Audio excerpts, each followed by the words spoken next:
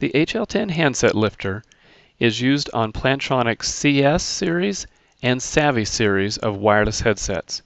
It is compatible with most multi-line business phones, allowing you to answer remotely. To install your HL10 handset lifter, first, on the bottom side, remove the paper backing from the adhesive strips. Next, slide the HL10 under the handset, making sure that the housing is pushing firmly against your phone and the handset lifter is slid forward so it's resting under your handset. Push the lifter down to secure the tape for a firm fit.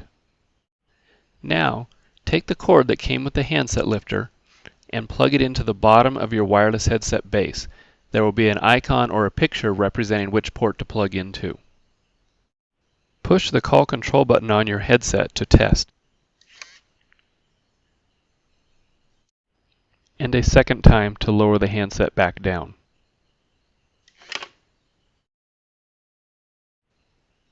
The HL10 will sense by vibration when your phone rings.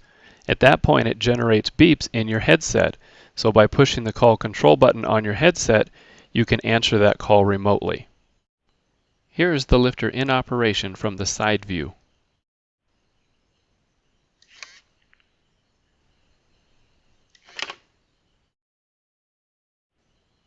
On the back of the HL10, you have one port to plug in the optional busy light or online indicator. You have a switch that controls the height that the handset lifter lifts.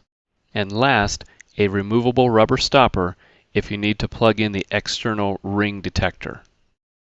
In short, the HL10 needs to lift your handset just high enough that it raises the handset off your switch hook. That's what gives you dial tone and allows you to hang up remotely.